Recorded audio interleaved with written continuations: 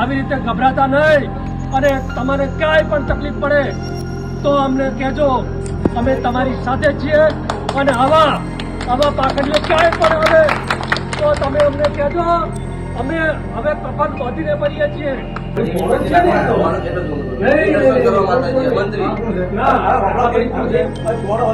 માફી માંગી છે અને માફીને લાયક તો નથી છતાં પણ માફી માંગી છે અને મોટું દિલ કરીને ઠાકોર સમાજ અને અમે બધા એને માફ કરીએ છીએ. આજે અમે પાખંડ અને અંધશ્રદ્ધા વિરુદ્ધની અંદરના મુહિમના ભાગરૂપે આજે અમે મુના ગામમાં ચાલી રહેલા પાખંડ માટે અહીં આવેલા અને એ સમયે અમે એ સ્થળ ઉપર આજે ઊભા છીએ હાલ. અને જે તે સમયે અમે બેઠા હતા ત્યારે અરવિંદ ભુવા કરીને અહીંયા આખું આ એક ચલાવે છે અને એની અંદર અમે લોકો અહીંયા બેઠા હતા, એમની સાથે વાતચીત કરતા હતા. તે સમયે એમના સપોર્ટરો અમારી ચારે બાજુ થઈ અમારી સામે એટેક કરેલો અને એટેક કરવાના પરિણામે અમારા સાથે ધક્કામુક્કી થયેલી, અમને ડરાવવાનો પ્રયત્ન કરેલો. એટલે આવા જે મુહિમ ચલાવવાવાળાને આ લોકો એવો મેસેજ આપતા હતા કે અમારી સામે કોઈ પ્રશ્ન ના કરી શકે.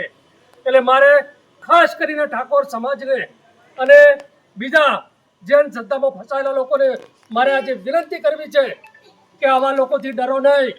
આ લોકો તમારી સામે હુમલો કરશે, તમને કોઈનો દેવનો ડર બતાવશે, તમારી સામે જે પણ એવા હાથગંડા અપનાવશે, પણ આવી રીતે ગભરાતા નહીં અને તમારે ક્યાંય પણ તકલીફ પડે તો અમને કહેજો, અમે તમારી સાથે છીએ અને આવા પાખંડીઓ ક્યાંય પણ આવે તો તમે અમને કહેજો, અમે હવે કફન બાંધીને ફરીએ છીએ.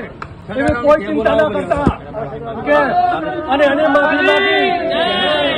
માફી માંગી છે અને માફીને લાયક તો નથી છતાં પણ માફી માંગી છે. એટલે મોટું દિલ કરીને ઠાકોર સમાજ અને અમે બધા એને માફ કરીએ છીએ. અને એનો એક કે બે માણસો જે બાકી છે એના વિડિયા નહીં આવે તો એ પણ કોઈ ગામમાં નીકળી ના શકે એવી રીતનું અમે કરશું. એટલે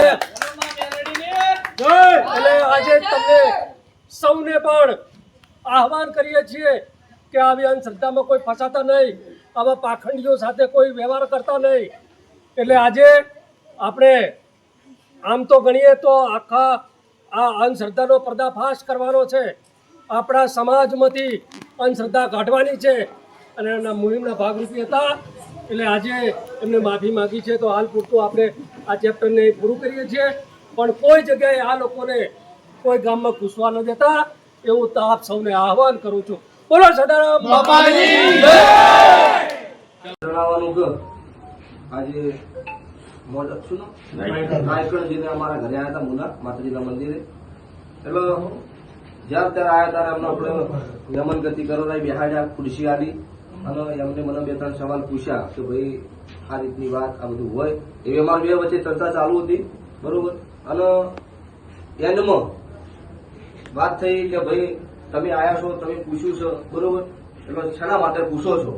એટલે એમને કીધું કે અમે તમારું આ બધું ચેક કરવા માટે આવ્યા છીએ, બરોબર. એટલે એમાંથી પબ્લિક વધારે હતી, પબ્લિકના દ્વારા ઉભાળો થઈ ગયો, બરોબર. નહીં, તમારા સપોર્ટર હતા. તમારો ભાઈ મોડો છે ને તો એટલે જ મંત્રી ના આ ભોણો હતો, ભોણો કોને વાત કરી? આ ભોણો થાય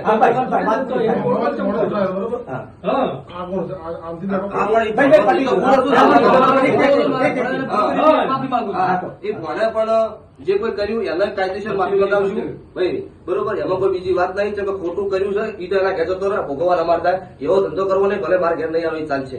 પ્રશ્ન બીજો કે જે કોઈ અત્યારે ઉગાડો થયો હો એ બધી દિલથી હૃદયના ભાવથી 100% માફી માંગુ છું કે આ વાત કોઈને મગજમાં લેવી નહીં. અત્યારે અમારા દ્વારા મંત્રી દ્વારા બધી વાત થઈ હોય, બરોબર, એ બધી 100% માફી માંગુ છું. કેમ કે મારા ઘરે બબાલ થઈ હોય, કરવાવાળાની વાત તો સાઈડ પર રાખો પણ નોમ બદલે અમારું થાય, અમને ખોટું લાગે, પરિવાર જેવું આડું પાડું કામ છે.